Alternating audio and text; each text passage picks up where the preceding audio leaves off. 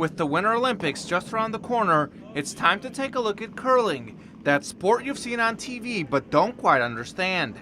Basically, the goal is for you to throw your stone as close as you can to the center of the house in order to score points.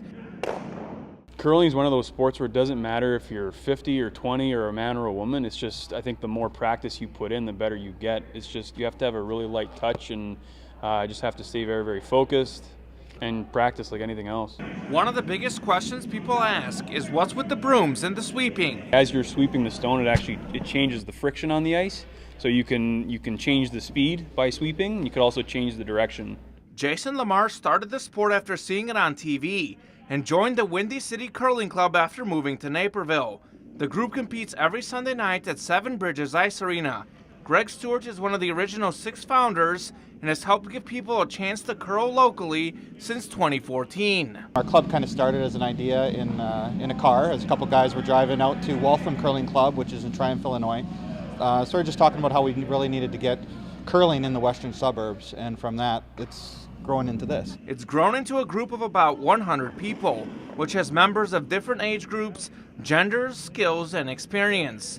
And most importantly, it's become a community where people have made new friends. I think it's one of the few sports where you go out on the ice, you shake hands before your game, and you shake hands after the game, and then you go sit down with your competitors afterwards and you socialize and you just sort of talk the game.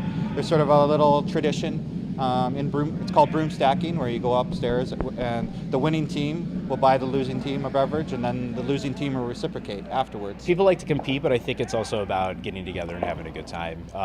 You see that's very evident at things called bonspiels, which are curling tournaments, when you travel to other clubs and they host you and other clubs come in and you all compete against each other, and people want to win, but it's also about meeting new people and having a good time. So, Zach Wiles has been curling for about 10 years. And like both Stewart and LaMarche, he's an avid curling watcher, but says you have a different perspective once you've played. If you watch it on TV, I don't think you get the distance that you have to throw the stone, and so it looks like it might be a little easier than it is. The ability for the really good curlers to put a stone within a really small space is pretty impressive. There will be curling every day of the Winter Olympics starting on February 8th and ending on February 25th. Between watching and playing the sport, it's certainly an exciting time for the Windy City Curling Club. For NCTV 17 Sports, I'm Kamen Enchev.